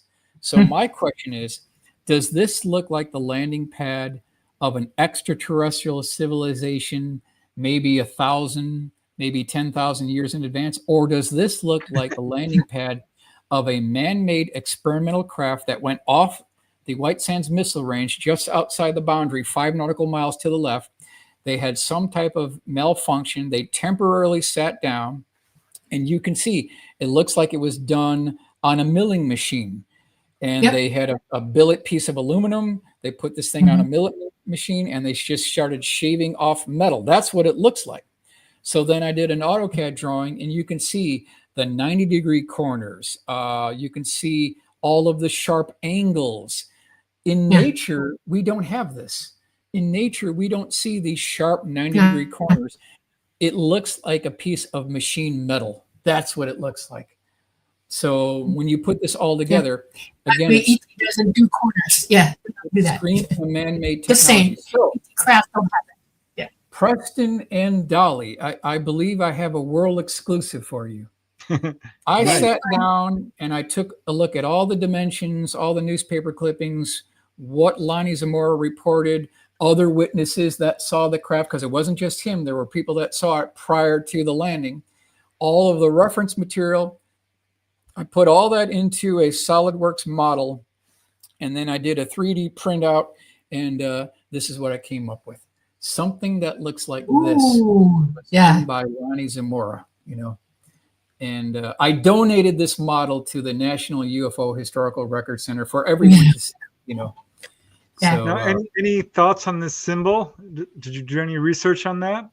Yeah, I'm trying to decipher what that means, and I can't come up with an actual answer for it. I think it could be some kind of Atomic Energy Commission registration marking, something AAA? like that. That's what it looks like to me, a AAA. AAA, yeah, you know, yep. To this day, I don't think we have a definite answer on what this thing means. Well, it has something to do with Tesla. Don't look. Yeah, it has something to do with Tesla. Think about what Tesla's put out. Go back through all that stuff and look for it. You might find that. Sure. Okay. I'll do a little blow up here. So this is the landing gear pad according to the mold that was made at the site itself of the landing itself. So here's the craft departing, and we have Lonnie's going back into his squad car here. These are some of the original hand-drawn sketches and notations. So you can hear Zamora claims he went up this hill when he saw the UFO. And then over here, you've got the National Guard Armory and where the craft came down. So these are some of the original sketches. Here's another photograph of the landing site for one of these pads. There were burn marks where the craft was. There were some embers left over. So it made a lot of physical evidence. Here's the man of the hour right here. This is our witness, primary eyewitness. This is another photograph from the original files. Again, this is the location of where the landing pad came down. Do a quick blow up. I'm not going to read all these notations. This is just to show you kind of the level of research that went into pinning all this down here. Northwestern UFO landing foot indentation, Socorro, New Mexico, 8:20 a.m., 4/29/1964. So this is like very recent when they took the photograph. Some of the investigations associated with the case itself, I'll do a couple of repeats on these. Here you've got investigators looking at the scene. Just kind of rip through some of these here. This is another Nobody's sketch. wearing radiation gear at all. It's near Socorro. No. They had that kind of gear back then, and they're not worried about it. That's interesting to me. Okay, just saying. Okay, let's continue. Now, a lot of people think that this is what Lonnie saw. San Francisco Examiner, November 20th, 1962. This bug-eyed buggy is the latest version of a vehicle to carry men on the moon's surface. The quote-unquote space bug is called a Lunar Excursion Module. Grumman Aircraft Engineering Corporation of Bethpage, New York, has a development contract for the craft in which it is hoped to land 2 American astronauts on the moon by 1970. This drawing of a model was released by NASA. So here's my question. You have an experienced police officer who saw a craft. Do you think he would have mistaken it for this lunar lander? No. He's a trained observer. No. He's a trained observer. So no, this is not what he saw. Although a lot of people think that this is what he saw. No, this is not what he saw. Not even close. Would you mistake this? No. No. Nope. He's smart enough to know. No. He's smart enough to know that this is not what he saw. This is not what he saw. Some of the original sketches associated with the sighting, I'll rip through these. This is a little bit faint, but this gives you an idea of the Again, this is a little bit higher resolution. This is top view looking down, showing you the 4 landing gear sections. Again, this is a repeat of the map. This is from one of the other sketches, more of an egg-shaped craft. Doesn't look anything like that lander at all. So No, I think we can rule out the lander at this point. Now, this is Astro Power Incorporated. Some people think that the insignia had to do with this: to develop advanced propulsion systems and power equipment for tomorrow's space vehicles, announcing a new corporation in the space field. So does it have something to do with this? Is this one of these corporations dealing with close, advanced but it's propulsion? not exact. It's close. Yeah, it's not exact, but it's kind of close. So was it a derivative of Astro Power Incorporated? I'm putting it out there. Now, let's leave Lonnie Zamora and let's go over to Maurice Mass, which I absolutely love this case. This is a great case. I think this is ET, but let's go. This is Maurice Mass, July 1st, 1965, Valençol, France. This is the photograph of Maurice Mass, and he was standing in a lavender field. Just minding his own business, and he heard some commotion in back of him. So he turns around, and what he sees is a 13-foot long, quote unquote, rugby football sitting on 6 spidery landing gear legs. Okay. It had a crew compartment on top with kind of a bubble canopy. And then there was an entryway hatch that was opened up. I'm going to go to the next one. This thing was 13 feet in length. So it's the size of a sedan at the time. Here is some of the original artwork associated with the case. Now, he definitely used the word spidery landing gear.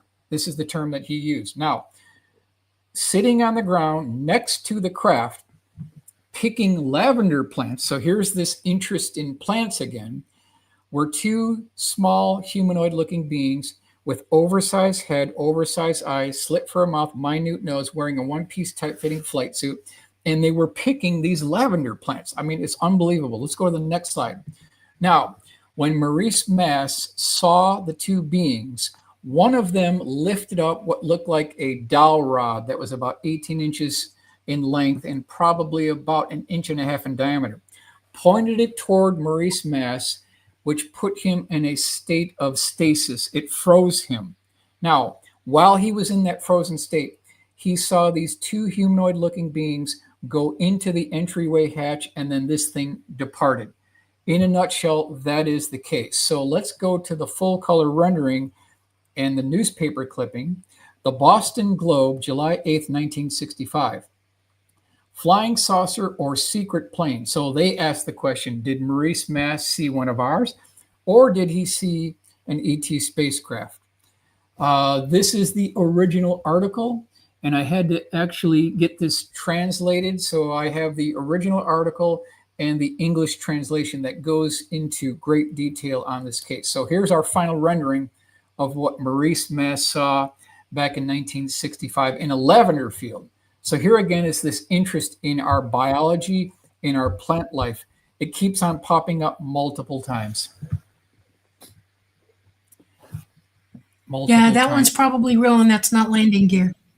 That's Yep. samplers. They take samples of dirt and stuff. Okay, and the central column is what it's where the battery packs come down, and there's a way to go up through it. And that dowel rod is a tool they use. It's light technology, and they put him in interdimensional stasis. It's the same type of energy beam that they use to lift you from the ground up to a craft that's way over people's heads. Okay, they could have moved him with that.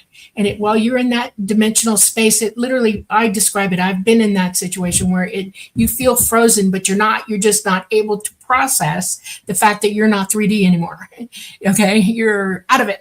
And it literally shocks your brain, your physical mind, into not moving. Okay, that's what that is. So yeah, this is a real deal.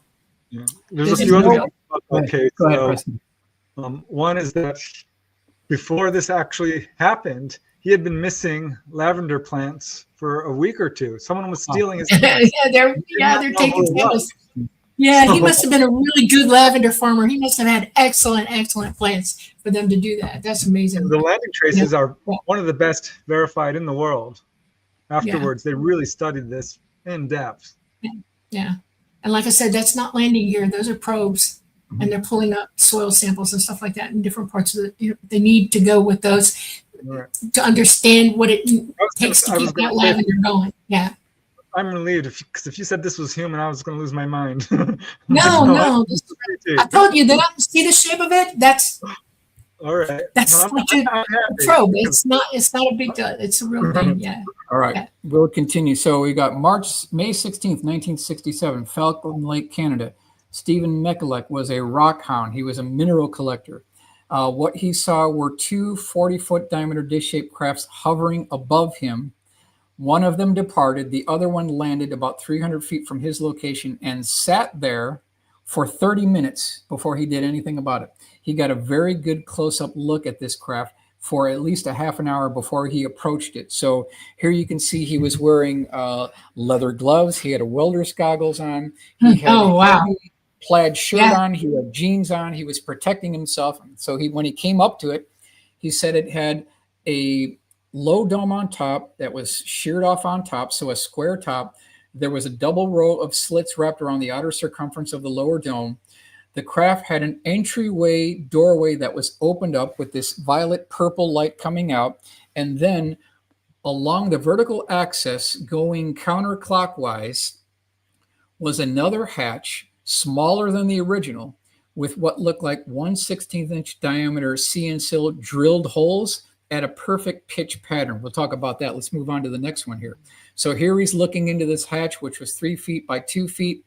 The exhaust vent section left of this view was 6 inches by 8 inches. Now, he heard laughter and in an unintelligible voice coming from the interior of the craft, and he spoke in multiple different languages to try to raise someone inside there, and he failed to do it. So he could not establish contact with the occupants. Let's go to the next slide. So here is Stephen looking inside the craft. Very good close-up of the craft itself. Now, as this thing rotated and then started departing, there was a hot exhaust that came from this exhaust vent that burned him. And the whole pitch pattern of this vent matched the burn marks on his chest that continually appeared and disappeared throughout his entire life until he died a few years ago. So this is something that constantly came back multiple times. I'm going to go on to the next one here. This is a blow up showing you what this looks like. This whole pitch pattern matched perfectly the burn marks on his chest here. Here's some of the original artwork that shows you the welder's mask that he had and these heavy leather gloves he was wearing as well. Here's the pitch pattern of the burn marks. There were chips that were discovered. And then Antonio Huneeus, my good friend Antonio Huneeus, got a photograph from the Royal Canadian Mounted Police. And I'm going to move on to the next slide. And you can see where the craft came down. These are original pictures I scanned from the file folder that had a lot of the detailed information and research associated with the case itself. So this shows you the surroundings. So it's a highly wooded area. This is where the craft came down. You can see that there's a difference between this outside section with the, you could call it moss and foliage, rather than the inside of the circle. Here's the photograph that Antonio gave to me. And this is an actual piece of physical evidence here. Hasn't been seen very much. You can definitely see this circular mark where the craft came down. This is from the Royal Canadian Mounted Police. And, you know, not that I want to show people photographs of bellies of guys. That's not what we're doing here. But this is a photograph of Stephen with the burn marks. So I think that's it's years later, obviously, because the other ones show them fresh and perfect, all the holes. Yeah, I think the craft was in trouble, and if it was venting something, it was on purpose. They don't generally vent all the time. It's not how they operate, venting all the time. So they may have been venting something they had to vent. Do you think this was ET? Because I was always wondering that this possibly was not. No, I think because of the way the slits around the top, those are that they open up to vent air through the craft. In other words, when they're on the ground, they're not running all their systems, especially if it's down for a reason, and they'll vent air through it. And when you open the sides of the door and you see the vents going this way, this entire skin of an ET craft has vents going all the way through it that most people don't know exist. Okay, and it's to circulate. Okay. Oh, that's interesting. Wow. So yeah, I think this one's real. I think he got burned by some sort of hot plasma. He was a miner, and this is an area that was metal rich, which could be a draw here. He also said that when he got done with this sighting, weeks afterward, his whole body had a particular odor. And it says here, this is Edmonton Journal, May 24th, 1967. Foul smell persists. UFO sighter suffers chest burn. And he talked about how his body never really smelled the same afterwards. So there was some type of effect into his pores of his skin here. He was examined by a bunch of doctors. Absolutely radiation poisoning. His blood lymphocyte level dropped dramatically. All the symptoms. This is the real deal. The fact that there were no landing gear, that it went flat down. I told you, they will not land on the ground unless something is wrong. Okay. But there's no gear. They will go and they'll put it down. This is considered a crash to them. All right. They had issues and they were fixing it. And the fact that they had the slits going around the top, any craft can open up air for itself to let it in. They breathe our air for a certain amount of time. And I'm pretty sure this is a real one. And I feel bad for him that he got burned. Yeah. Wodonga, Australia, 1967. 2 taller humanoid-looking beings associated with the craft. We've got some very minute details, but the bottom line is to get these into a PowerPoint to preserve our history in a chronological order. That's the goal of this presentation here. And this is an ongoing research effort. I'm going to put all these cases in there. This is going to be the mother of all UFO PowerPoint presentations, the UFO Magical Mystery Tour. I'm going to go from the ancient Egyptians up to 2025. And this is going to be about 1,500 slides. That's the goal of this presentation here. So what kind of unusual UFOs are being seen in Oslo, Norway? That's the question, okay? Let's go to the map. This is where the thing was reported. So not too far from Oslo, Norway. What are they seeing? These kind of craft. So are these man-made? Are these defense contractor back in 1968? I mean, it doesn't look man-made, right? These are very strange configurations. So let's go here. Place and time, Oslo, 26 December, 1968. One object moved with dancing motion and change shape. Okay, so now we've got things that are morphing into different configurations. Was seen through glasses 8x40 binoculars. First grumbling sound was heard. Then sharp flashes of light was seen, and cigar-shaped object 4 to 5 meters long ascended, stopped, and disappeared. Seemed to consist of shiny rods and 5 luminous spheres. Interesting configurations. Interesting configurations. Doesn't putting it lightly. There I have no damn clue. I've never seen anything like that. There you go. Yeah. That's why we're here. Let's go on to the next one. Another one, 1969, another craft seen with a coronal discharge of green light. That's something we reported. Here's a cigar-shaped craft with this welder's torch light on the bottom. One object size 25 to 30 meters was seen at a distance of 40 to 50 meters. The object traveled at a speed of 10 to 15 kilometers per hour and was aluminum colored. That's way too slow for an aircraft. So we're not talking about general aircraft here. Right. It would be any craft. Yeah, type of aircraft. Yeah, but it's got a tailpipe. Yep. Something else. Here's another one. One object traveled over houses and an arch of some type of hill. It was seen at a distance of 40 to 50 meters and for 15 seconds. Object measured about 7 meters across and was massive. Blue, white, green color shades was seen as flames. Another interesting configuration. Place and time, November 1957. So I think that's an interesting case. Let's go on.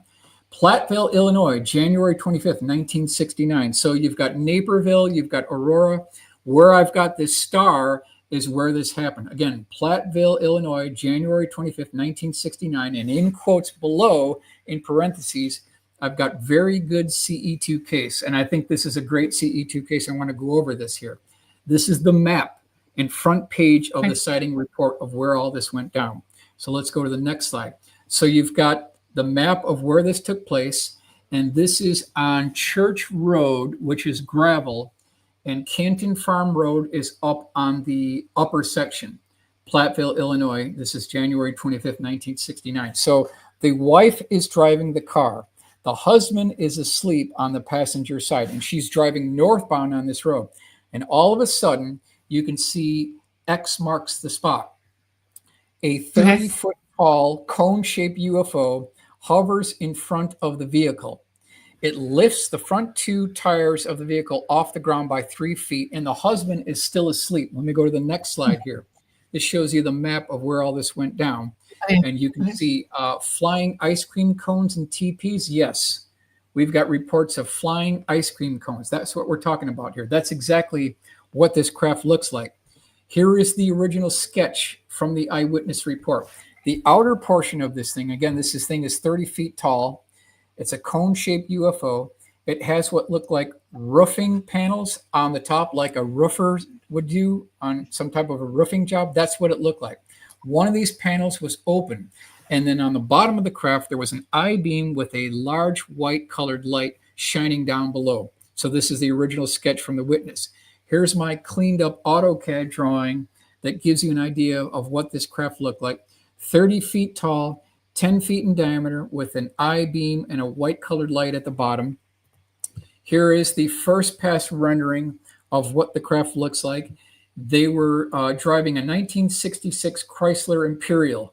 So you can see how heavy this vehicle is. This is not a light vehicle. This is a heavy vehicle. And it lifted the front two tires off the ground by 3 feet. So here is Rudy's drawing. This gives you an idea of what the sighting looked like.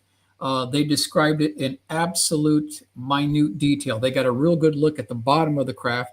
Here's our full color rendering. This gives you an idea of what this may have looked like. And I want to give credit to Joel Payne for his work on that particular case. Jale and Hynek investigated this case. So it was put into the QFOS archives. That some of that information was also put into the APRO archives as well. Here are Fate Magazine 1977. They had a UFO convention. This was talked about, so I want to give credit to the researchers involved in that particular case. Here's some of the other sketches that had to do with other different type of large, this is 100 feet, 50 feet across for this, call it a cone-shaped ice cream cake UFO being seen by multiple witnesses. This is a little bit more of a cleaned up sketch and scan from the original drawing. I think we got time for one more here. South Vietnam, January, February 1969. At least 3 eyewitnesses saw a UFO from Vietnam area. South Vietnam, this is the original front page report. So we've got multiple witnesses. They're laying on the ground. One of them saw this UFO go right over their heads, and he drew a sketch of what the craft looked like. And this is his original sketch. He says, outline of shutters, windows was visible, although entire ship, including shutters, were a gray, dull metallic color. No lights were visible or protrusions, no markings of any kind. As much as I can recall, the only detail visible on the craft was the outline of the shutters. No visible vapor, only a whooshing air sound. So here's this whooshing sound again that we've heard about. Here is my AutoCAD drawing here. This gives you an idea of what the craft looks like according to the witness. 9.5 feet in diameter, 5 feet tall. Let's go to the full color rendering. Something like this was seen South Vietnam, 1969 timeline here. Now, one more. Doreen Kendall was a nurse. She was at the British Columbia, Canada Hospital. And this is January 1st, 1970. She was on the 3rd floor making her rounds. She noticed that one of her patients was getting restless. So she went over to open up the blinds, and when she looked out the window, she saw a 50-foot diameter dish-shaped craft hovering directly out the window. It was tipped forward at a 15-degree angle. It had a bubble transparent canopy.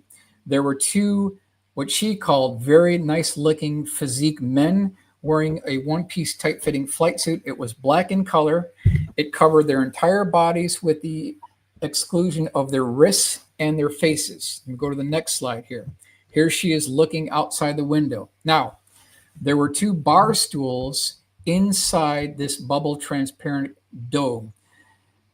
Standing next to the bar stools were these 2 beings. They were standing behind a display panel that had control buttons, switches, dials, and levers. Now, when the one at the left saw he was being watched by the nurse, he tapped the shoulder of the one on the right, and this guy pulled this lever back and forth 2 times, and this craft departed at a slow rate of speed. Let me go to the next slide. This gives you an idea of what Doreen Kendall saw January 1st, 1970. Here's the technical drawing that shows you the tip-down angle and where she was when she saw this back in 1970. So here's my version that shows you the tip-down angle and basically how close she was to seeing the craft itself. Here's the drawing that came with the report. And I think we've got another exclusive here. This is her original sketch and her notations. Oh, wow. She says, and this is Doreen Kendall, signed by Doreen Kendall. The inside as tipped toward me and looking into same. The instrument panel was larger than shown as the first man was at the controls, consisted of large and small circles, brilliantly lit up instrument panel. So this is her original sketch. Why would a nurse lie to us about this? No, she's a credible witness. She's a credible witness. Let me go to the next slide here. So I got another world exclusive as we got time is running out here. And we'll go to the color marker drawing, which I don't think has been seen for 50 years. And so we have Doreen looking out. Let me blow this up a little bit here. And we'll do a full color rendering. Just looking out the 3rd floor window of the hospital ward here. And this is a blow up from the color marker, color pencil drawing. And then this is Rudy's drawing showing you the 2 men wearing the black one-piece tight-fitting flight suits. We've got the historically correct bar stool seats. And then this panel with what she said were buttons and switches and display screens within the bubble transparent canopy. So I really wanted to highlight this case from January 1st, 1970. Yeah, it's ours. That is 90. I would tend to agree. I would tend to agree. Yeah. They don't have bells and buttons and stuff on the inside, and they don't fly with clear canopies at all. If we already had this technology prior to July 20th, 1969, so this is 1970, but it was already flying. So that begs the question, what was Apollo all about? Why did the Challenger astronauts die on January 20th, 1986, when we already had this technology? They were never briefed on this technology. That's my question. Yeah. Want an answer? It's not hard to figure out. I mean, you can infer a lot of stuff in this if you want to, but point blank is they were trying to prove certain things. The moon was important because they needed to see certain signs on the moon that they were looking for because they needed to know if our sun micronova or not. Why not just take one of these up there, Because those would not fly. They were not capable of making an interstellar, inner space flight. They would have not made the trip. They're not good enough to do that. You got remember it has to be pressurized. They have to have food. They have to have water. They have to have a place to sleep. These are limited to the planet, is what you're saying. They're limited, correct. And the reason that you don't know about this stuff, or they wouldn't explain it to you, is they were trying to back engineer ET stuff. Now you're talking about cavemen with technology that they don't understand, okay? And they're working it from their end of the ground up, and they're having to develop technology just to reproduce that technology from the 1950s forward. So you're going to see all kinds of weird, interesting things that they've done. Would never, ever occur to anybody doing this because they don't want you to know they're doing it. So yeah, you're going to see all kinds of stuff. And they still don't have it right. They're getting closer, but they don't have it right yet. Still, not at all. Well, I wish we had more time, but we are actually edging towards the end here. Okay. That's okay. But so I really just wanted to show you kind of a brief overview of some of the mission critical cases within the APRO files by chronological order by date And, there's a lot more to this. I'm going to be adding to this more full color renderings to preserve an important part of our national history. That's the goal in all of this. Cool. So here's a question from Polly, and thank you, Polly, for the donation. Seems to be a huge gap between all the evidence and where disclosure stands. Did the last hearing move the needle? Where and how? Thank you. Yeah, very good question. Short answer, no, I don't think so. We haven't seen any biologics. We haven't seen any craft. We haven't seen any hardware. We haven't seen any debris. We haven't seen any gun camera footage. We talked about the Gordon Cooper intercept. Where's the gun camera footage? And we talked about the 1957 landing, which was all recorded on motion picture film reel. Where is this evidence? They have it. They already admitted they have it. Where is this evidence? We need that evidence to move this needle forward. All right. Dolly, do ET craft have ladders, ramps to get in and out? No, they do not. There's quite a few reports of it. I know. People, when you're in a situation where everything is not normal to you, and you're going through something that is off the charts, you will infer things in your mind. Your mind will paradolize almost anything, including a ramp. Freddie and Barney Hill pretty clearly described a ramp. I know that, and like I said, fear. Freaking out can make you see and feel things. Your brain is overlaying what it understands against what is not Maybe they were understandable. seeing something that was actually light that was pulling them on board, because that also described.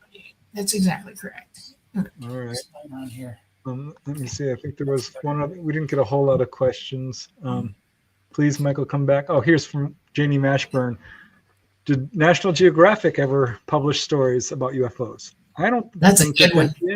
I'm not aware of doing any deep dives. No. I don't know. I don't think so either. Not time. Nobody. If you have them, Janie, check them out. Yeah. Let us know. Let Michael know. Absolutely. Yeah. Well, that was amazing. So at this point, what is your consensus that we have had this technology since the 30s? My consensus is that the breakthroughs in gravity research were made at the latest October 1957. However, personally, I believe it predates that, because we've got the Snake River Canyon case of 1947, where multiple eyewitnesses saw Abraham Lincoln's top hat with a pod on either side, an atomic discharge going right through Snake River Canyon at over 1,000 miles an hour back in 1947. So I personally believe the breakthrough was made prior to 1957. And yes, we do have the technology, and all of the quote unquote space programs using liquid and solid rockets are nothing more than window dressing. That's my assessment based on the eyewitness testimony. Agree. Yep. All right. Here's a question you can probably answer, or maybe not, but quickly. When will Michael's project be finished? It's ongoing. I'm going to go through every case that I was able to scan in, do a deep dive, and get a very good line drawing and full color rendering of each one. So this is an ongoing project for sure. Yep. Well, that's very cool. That's absolutely awesome information. You're the man. Wow. Yeah. Fantastic. I hope you come back and tell us more. No problem. Absolutely. Yeah. We'll do that. All right. Well, I guess we'll have to close it down. I hate to do it, but we are basically on our last 3 minutes here. I do want to give a shout out to all you folks. Thank you for watching. We truly appreciate it. The donations help us so much. Bob, namaste. It costs money to be in a network. We Becky Sloan. actually spend money here to get on the air very much. Thank you, Star Orchid and Roll. You guys really delivered today, Polly. Amazing. So, yeah, thank you all. We love you very much. We love you, Michael. Please come back. We can't wait. Great. Yeah, we're going to schedule after the show. Just stay on for a few minutes. Okay. No problem. No problem. Thank you, everybody, for joining us on the Light Gate on the last Monday in September. We are coming to you live from the beautiful city of New Orleans in Louisiana at the United Public Radio Network at 105.3.7 and the UFO Paranormal Radio Network at 105.3 FM. We are on Facebook, we're on Roku, we're on Rumble, and we're on YouTube. We love you all very much. Please take care of yourselves and have a wonderful week. We wish you well. Think about us. We were going to Shag Harbor on Wednesday and won't be back until next Tuesday, I think. So we love you and we'll see you soon. Bye. Bye. Bye, everyone.